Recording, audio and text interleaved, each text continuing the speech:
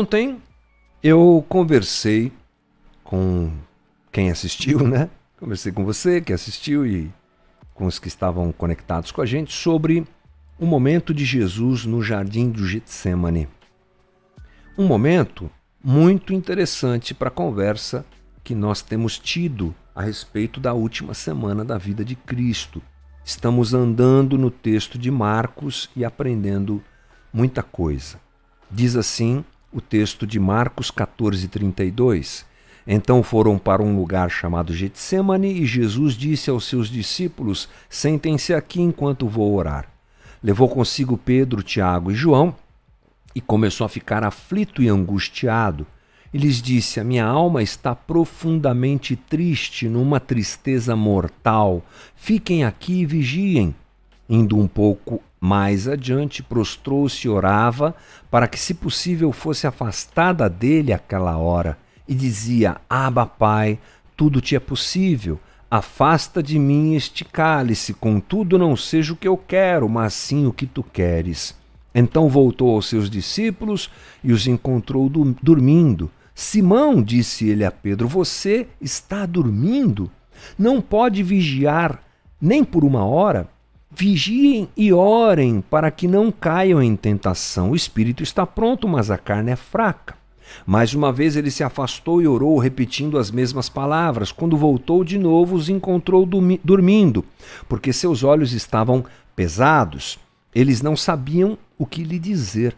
Voltando pela terceira vez, ele lhes disse: vocês ainda dormem e descansam? Basta!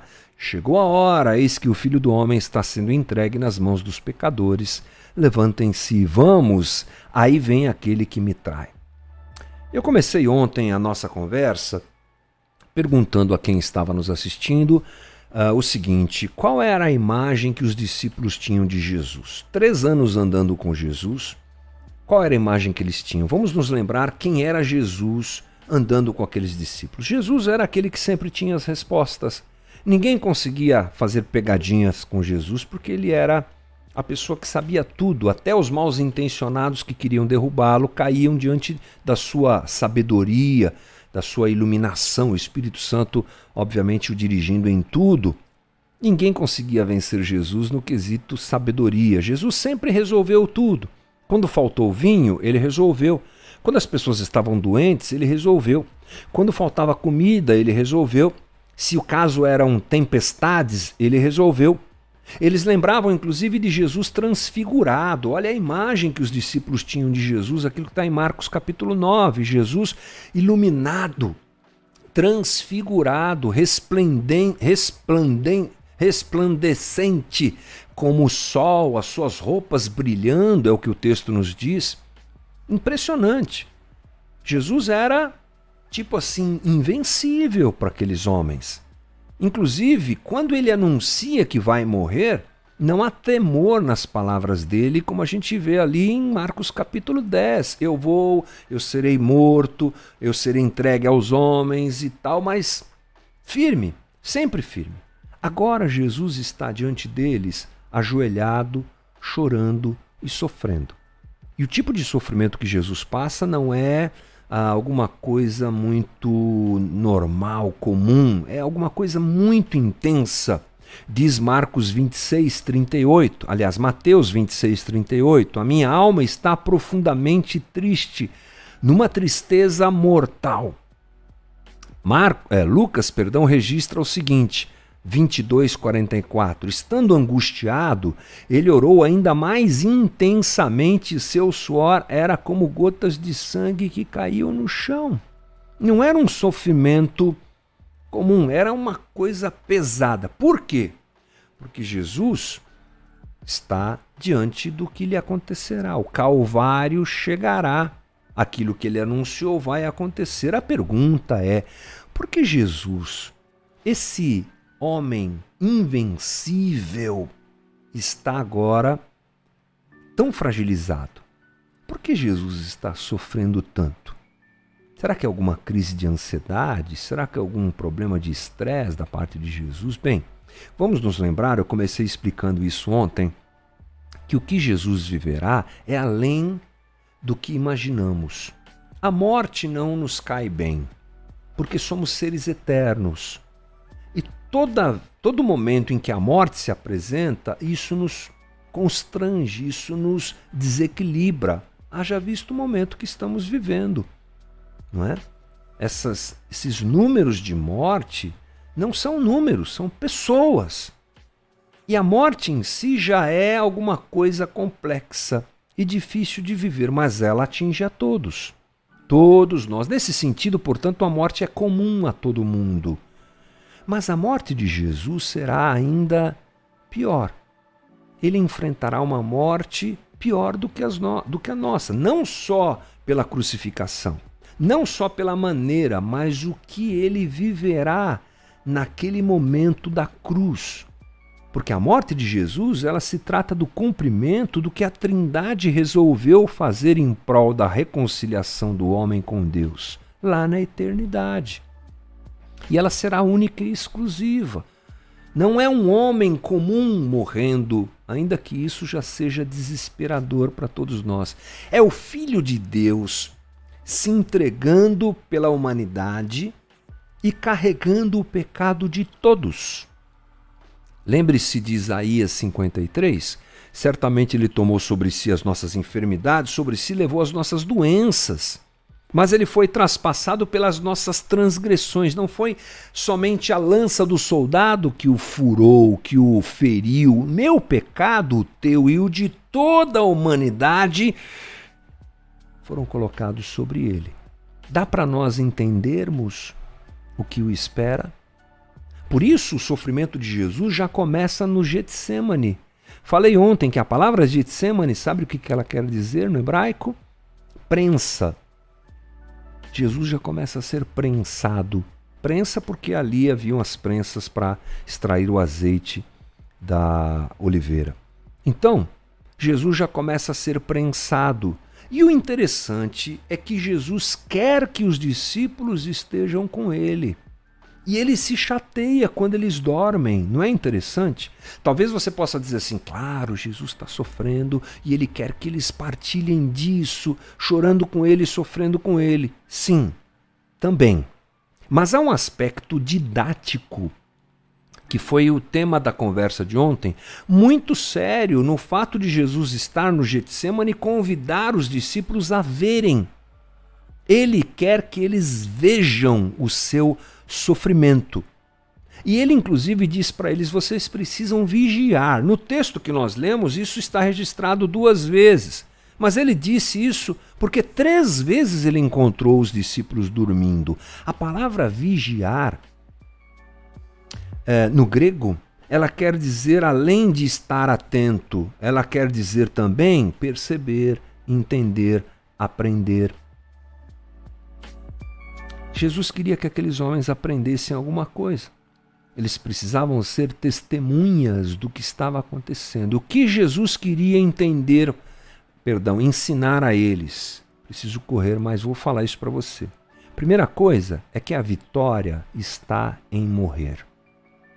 Jesus queria que aqueles homens entendessem que o que ele pregou durante todo o seu ministério, que ele morreria e que a sua morte seria vitória, que o discípulo tem que morrer, ele estava afirmando e vivendo isso.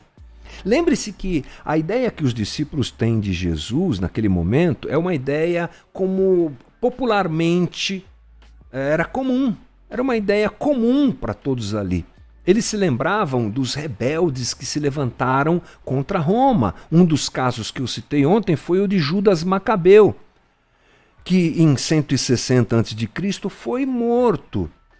Ele se rebelou contra o domínio seleucida e morreu. Não deu certo. Aquela rebeldia dele acabou com a sua morte, né? A morte encerrou aquela rebeldia dele. A ideia popular era essa. Os que apareciam dizendo que eram Messias, o povo já interpretava, ele vai nos livrar do império que nos domina, porque desde 586 a.C. é que Israel vem sendo dominada, eles não aguentam mais, e o Império Romano ainda Então Jesus aparece, faz aquele monte de milagres, eles estão empolgados, agora vai. Você se lembra o que aconteceu no momento em que Jesus foi preso? Pedro tira a espada e corta a orelha do soldado, Malcolm, e Jesus pega, para, não é isso, Pedro. Pega a orelha, cola lá, faz mais um milagre impressionante, né? Não era isso. Jesus precisava morrer, mas a morte seria a vitória. Então, a morte de Cristo é a solução, não é o fracasso, e nós como discípulos precisamos olhar para isso. Tanto a sua morte como a nossa é que é a solução. Por isso que Paulo diz, eu fui crucificado com Cristo, fui morto com Cristo, assim já não sou eu quem vive, mas Cristo vive em mim. Conhece esse texto? Então, é disso que Paulo está falando. Morrer é a solução. Foi a solução para que Cristo viabilizasse a minha salvação e a tua, e a redenção e a reconciliação de toda a humanidade com Deus. E é a solução que Ele espera que nós também adotemos, morrendo para nós mesmos, morrendo dia a dia para a nossa natureza humana. Jesus queria ensinar também que o verdadeiro poder é o amor. O verdadeiro poder é o amor. Diante deles estava o Filho de Deus, aquele que podia fazer tudo o que nós já falamos aqui que ele fez, andar sobre as águas, curar pessoas, ressuscitar mortos, multiplicar pães, e ele estava prestes a se entregar aos pecadores. É o leão da tribo de Judá exercendo o seu poder. Como? Destruindo todo mundo? Não. Amando. Na conversa que Jesus tem com Pilatos, mais à frente aqui no texto de Marcos, ele diz assim, você não tem ideia, mas eu poderia orar aqui e miríades de anjos viriam me socorrer. Eu tenho poder. Eu sou aquele que anda sobre as águas, eu sou o Todo-Poderoso. Mas o meu poder se manifesta em amor, não em destruição, não em vingança, não em apropriação daquilo que é dos outros, não nesse poder que a gente está acostumado, gente, que cerca a gente. E crente adora poder. Todo mundo fala do leão da tribo de Judá. Essa é uma frase, um termo utilizado por João no Apocalipse que aparece, sabe quantas vezes? Uma. E sabe quantas vezes a figura do Cordeiro de Deus, o Cordeiro, aparece no mesmo Apocalipse? 18. Mas a gente prefere o leão, porque nós gostamos de poder. Mas o verdadeiro poder está no amor. É o leão que se transforma em cordeiro para morrer por nós. Esse é o caminho que Jesus quer que os seus discípulos aprendam e vivam, desprezando esse jeito de pensar em poder, desejar poder e se apegar ao poder que os homens têm. Ele faz e diz para nós, venham comigo e façam a mesma coisa. E a última coisa que ele nos ensinou ali, ensinou os discípulos, entre tantas que nós poderíamos dizer, mas essas foram as que mais me chamaram a atenção, é que esse amor, ele confunde o mundo. Era um rei. Jesus entrou como rei em Jerusalém. Agora está lá angustiado, prostrado. Parece que não combina, né? Porque rei é pompa, rei é poder, rei é glória. Mas ele está lá. E sabe como é que ele está? Não está nem aí para o que pensam. Ele está cumprindo o seu papel. Hebreus diz assim, mantenhamos o olhar firme em Jesus Cristo, o líder e aperfeiçoador da nossa fé. Por causa da alegria que o esperava, ele suportou a cruz sem se importar com a vergonha. Você sabe que foi vergonhoso para Jesus passar pelo que passou. Ele foi colocado nu na cruz. A gente não tem essa imagem, mas é essa que nós deveríamos ter. E o sistema, ele fica nos dizendo o que é que importa. Você não pode ser assim, porque senão você vai ser envergonhado. Você não pode ser assado, porque senão você estará em desonra. É um tal de desonra. Crente adora usar essa frase, né? Essa palavra. Deus vai te honrar. Honrar como? como ele honrou o filho escolheu a vergonha. Sim, depois ele ressuscita dos mortos e é colocado à direita do Pai, onde está até hoje, claro. Deus exalta os que se humilham, sim, mas os que se humilham. Antes da honra sempre vem a humilhação. E essa honra muitas vezes não é o que nós esperamos, nem o que essa sociedade em que a gente está inserida ensina que é. Ser honrado por Deus é estar de acordo com a vontade de Deus. Ser honrado por Deus é estar em link com aquilo que Deus quer fazer e viver aquilo que Deus quer que a gente viva. Essa é a honra que nós temos. A glória do Cristo foi morrer. A glória do Cristo foi se humilhar. E um abraço para o que pensam. Lembra? Soldados zombaram dele, Pilatos zombou dele, todo mundo zombou dele. Mas ele queria a vontade do Pai na sua vida, seja feita a tua vontade. Então, 3 coisas que a gente aprende muito fortemente ali na história do Getsêmani. A vitória está em morrer, o verdadeiro poder é o amor, e esse amor confunde o mundo mesmo. Se nós vivermos isso nesse tempo que nós estamos, gente do céu, hein? Que estrago que a gente pode fazer nessa sociedade tão atrapalhada. Estrago no bom sentido, né? Que bagunça bonita que a gente pode fazer diante de tudo que a gente está vivendo.